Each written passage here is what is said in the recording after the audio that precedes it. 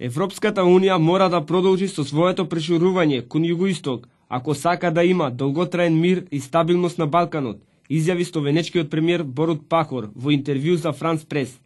Според Пахор, нерешавањето на билатералните прашања во случајот меѓу Македонија и Грција, како и во случајот меѓу Србија и Косово, и чувствителните прашања во Босна и Херцеговина може да го загрозат мирот во регионот.